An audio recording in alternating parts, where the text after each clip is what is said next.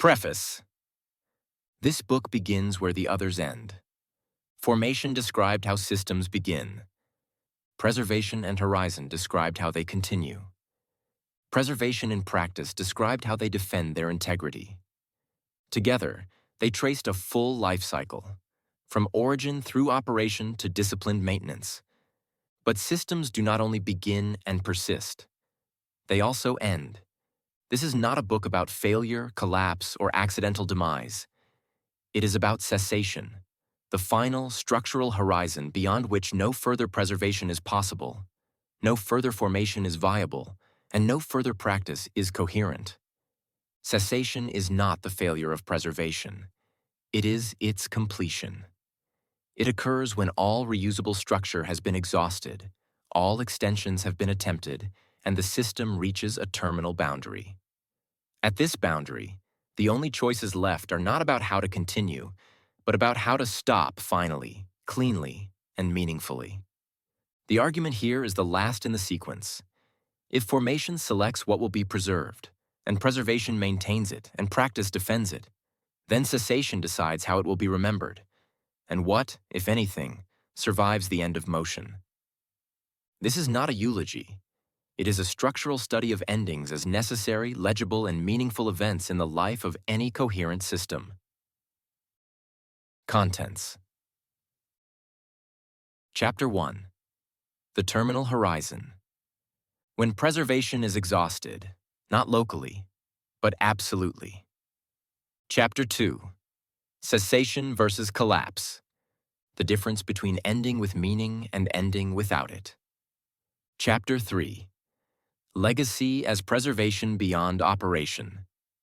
What remains when motion stops forever? Chapter 4. The final local check. How to recognize the point beyond which continuation is incoherent. Chapter 5. Closure protocols. Structured practices for ending without drift or damage. Chapter 6. The ethics of conclusio. Responsibility to what was preserved, even after it can no longer be maintained. Chapter 7. Cessation in natural and designed systems. Endings in biology, institutions, software, and knowledge. Chapter 8. The horizon of meaning. What ceases when the system ceases, and what does not? Chapter 9. Designing for cessation. Building systems that can end well, not just persist stubbornly. Chapter 10. The Last Bridge Rule. How to transition from operation to legacy without betrayal. Conclusion. The completed loop. Formation, preservation, practice, cessation. A full structural cycle. Chapter 1. The Terminal Horizon. A horizon marks where preservation becomes expensive. A terminal horizon marks where preservation becomes impossible. This is not a temporary exhaustion of reuse. It is the absolute depletion of structural possibility. Beyond a terminal horizon, no extension can restore locality. No reformulation can reintroduce reuse. No new invariant can be formed that the system is capable of maintaining. Terminal horizons are structural, not contingent. They do not occur because of lack of effort, insight, or resources. They occur because the system has reached the limit of what it can coherently preserve, given its foundational recognitions and its historical commitments. Why terminal horizons are inevitable. Every system is formed within a substrate of discernible differences. That substrate is finite in its capacity to support invariants that the system can recognize and maintain. As preservation proceeds, it consumes structural possibility. Each invariant maintained excludes others. Each commitment narrows the future. Eventually, the remaining structural space is empty. The system has preserved everything it can in the only way it can. To continue would require becoming a different system, a transformation, not an extension. Recognizing terminality. A terminal horizon is not signaled by difficulty alone. Difficulty signals expanding verification cost. A terminal horizon signals the absence of any verification path. The system halts not because it cannot proceed now, but because it cannot proceed ever again under its current formation. Chapter 2. Cessation versus collapse. Cessation is a deliberate, coherent stopping at a terminal horizon. Collapse is motion that continues after preservation has become impossible. The difference is not in the outcome, both end motion, but in the preservation of meaning. Cessation preserves meaning through the act of stopping. Collapse abandons meaning through the pretense of continuation. In collapse, the system drifts until it can no longer produce even the appearance of coherence. Outputs become noise. The invariant is forgotten. The end is not an event, but a dissipation. In cessation, the system executes a final local check, confirms the terminal horizon, and halts globally with its invariant intact. The end is an event, a deliberate, legible transition from operation to legacy. Why the distinction matters. A system that collapses leaves nothing but debris. A system that ceases leaves a legacy. Debris is structure without meaning. Legacy is meaning without motion. Chapter 3. Legacy as preservation beyond operation. Legacy is what remains when a system stops forever. It is not a residue. It is the final, stable form of the invariant, preserved not through ongoing enforcement, but through the structure of the ending itself. How legacy forms. A system that ceases cleanly. Names its invariant one final time. Records why it stopped. Leaves its structure inspectable.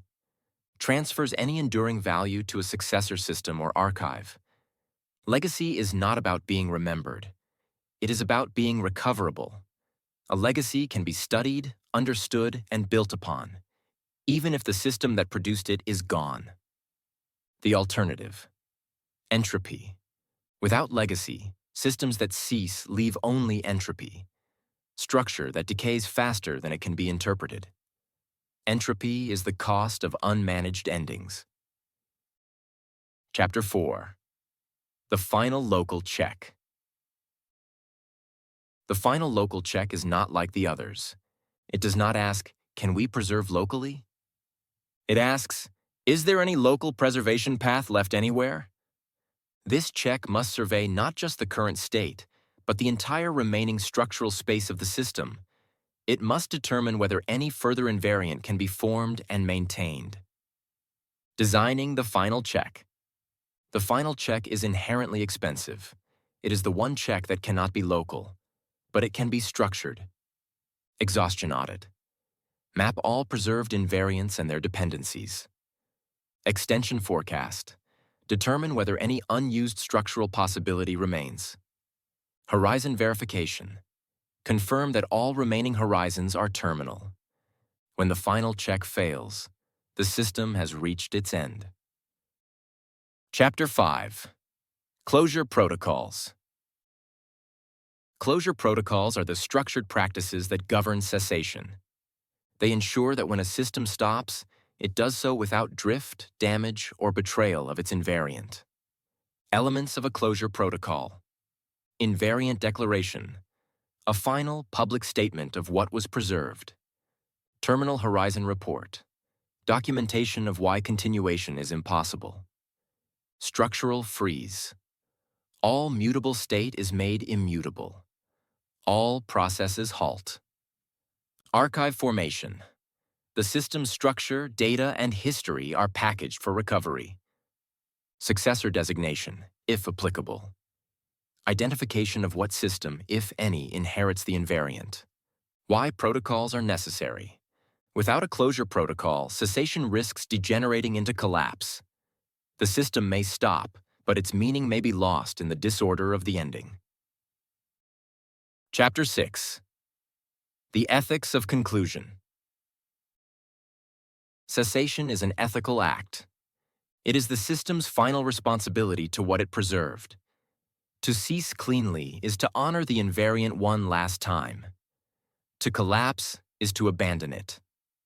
Ethical obligations at cessation. Transparency. Do not hide the end. Declare it. Fidelity. Stop in a way that leaves the invariant inspectable. Responsibility. Ensure that no dependent system is harmed by the stopping. Legacy. Leave something recoverable if possible. A system that ends ethically demonstrates that its preservation was not accidental. It was intentional to the last. Chapter 7. Cessation in Natural and Design Systems. Cessation appears everywhere. In biology, organisms die, but species leave genetic legacy. In software, services are deprecated, but AP is and data are archived. In institutions, companies dissolve, but their products, records, and intellectual property remain. In knowledge, theories are superseded, but their formulations remain citable. In each case, the difference between cessation and collapse is the difference between a clean ending and a messy one. Case study: software deprecation.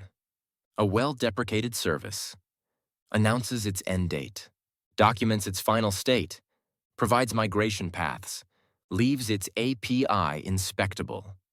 A collapsed service becomes slow, returns errors, vanishes without explanation.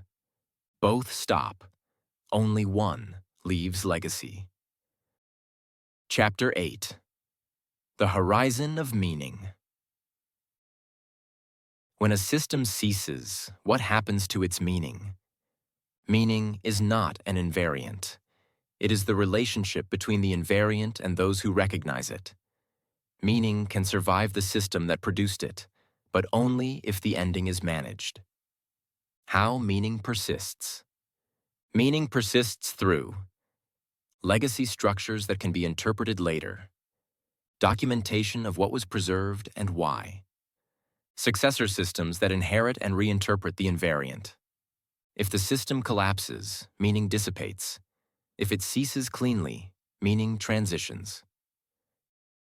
Chapter 9. Designing for Cessation.